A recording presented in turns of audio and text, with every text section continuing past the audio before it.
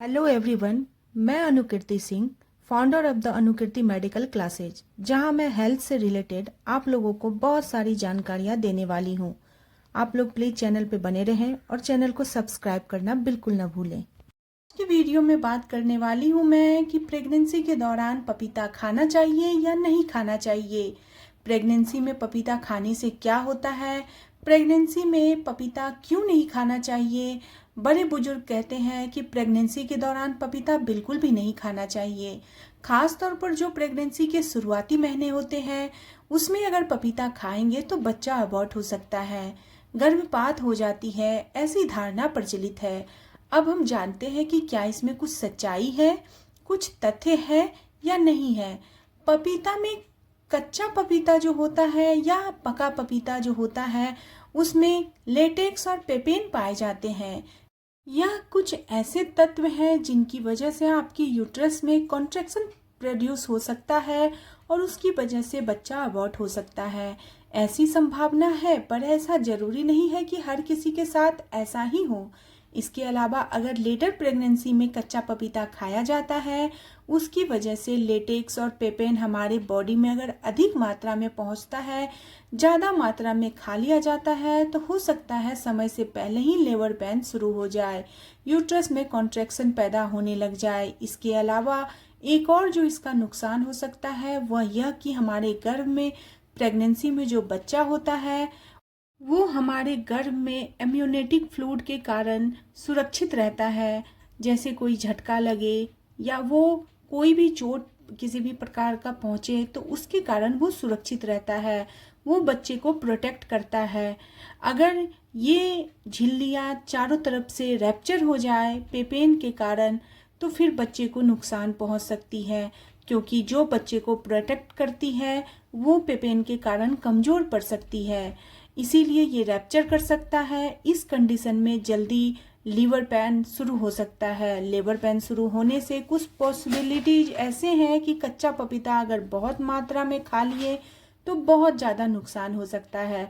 इसके अलावा कुछ महिलाएं लेटेक्स और पेपेन के लिए एलर्जिक हो सकती है। अगर वह अधिक मात्रा में यह खाएंगी तो पपीता बहुत ज़्यादा उसको नुकसान कर सकता है। कुछ महिलाएं अंधविश्वास में ये सोचती है कि अगर उन्हें बच्चा नहीं चाहिए या अनचाही प्रेगनेंसी हो गई है तो बहुत सारे कच्चा पपीता खाने से अबॉर्शन हो जाएगा। ऐसा सोचकर महिलाएं बहुत सारा पपीता खाती हैं और अबॉर्शन नहीं होता है या कोई अबॉर्शन कराने का बिल्कुल भी सही तरीका नहीं है। अगर आपको अबॉर्शन कराना है तो उसके लिए दवाएं आती है। अगर आपने लास्ट जो पीरियड का डेट होता है उससे अगर आप 49 डेज के अंदर वो दवा खा लेती है तो आपका अबॉर्शन ईजिली हो जाता है। अगर आपको देर हो जाती है तो फिर आपको एडमिट कराना वहाँ पड़ सकता है।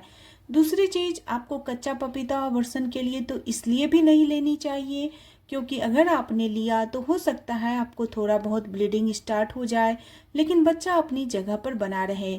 यह भी पॉसिबिलिटीज है कि आप को ब्लीडिंग तो हो जाएगी लेकिन बच्चा अबॉर्ट नहीं होगा, तो फिर आप बहुत ज़्यादा मुश्किल में पड़ सकते हैं। आपका बच्चा वहीं बना रह सकता है और प्रेगनेंसी कंटिन्यू हो सकती है। इसलिए अबॉर्शन का ये बिल्कुल भी तरीका नहीं अपनाना चाहिए। अगर आपको अबॉर्ट कराना है तो उसके लिए आपको डॉक्टर की सलाह लेनी चाहिए। वही हम लोग बात करते हैं पके हुए पपीते की। पका हुआ पपीता यानी जो पपीता बिल्कुल पीला होता है, अच्छे से सॉफ्ट होता है इसका पल्प, इसका जो पपीता होता है पका हुआ होता है, इसमें ढेर सारे न्यूट्रिएंट्स होते हैं।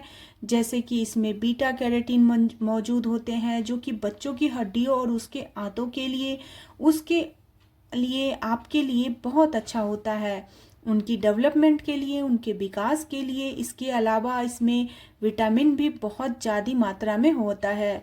पपीता स्पेशली विटामिन ए के लिए बहुत अच्छा स्रोत माना जाता है।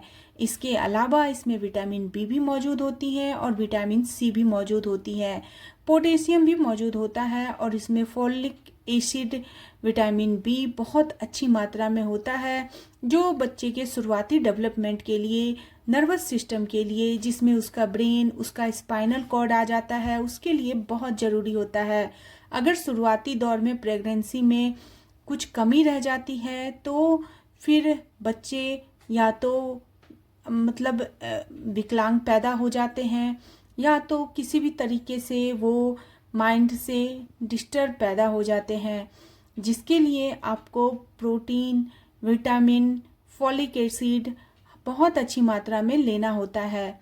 इसलिए प्रेगनेंसी के जो शुरुआती महीने होते हैं उसमें डॉक्टर आपको रिकमेंड करते हैं, अगर आप अपनी डाइट में फॉलिक एसिड नहीं ले पा रहे हैं तो उसका सप्लीमेंट दिया जाता है।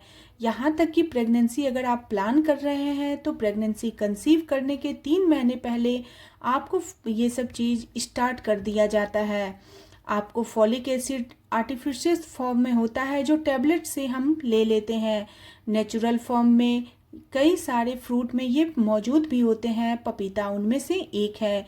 यानी कि जो पका हुआ पपीता है, अच्छा पीला पपीता होता है, उसमें बहुत अच्छी मात्रा में बहुत सारे चीज़ पाए जाते हैं जो एक प्रेग्नेंट महिला के लिए उसकी बॉडी के डिफिशियंसी को कम करने के लिए, उसके नर्वस सिस्टम और स्पाइनल कॉर्ड के डेवलपमेंट के लिए काफ़ी बेनिफिशियल होता है। इस तरीके से पका हुआ पपीता जो होता है उसको अगर प्रेगनेंसी में खाया जाए तो कोई भी नुकसान नहीं होता है, उल्टा उसका फ़ायदा ही होता है।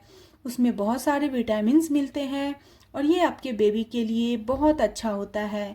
पपीता जो होता है, कच्चा पपीता, उसको अवॉइड करना ही समझदारी रहेगी, क्योंकि ज़रूरी नहीं है कि हर महिला उसको खाने के बाद सही रह सके या उसको कोई प्रॉब्लम ना हो।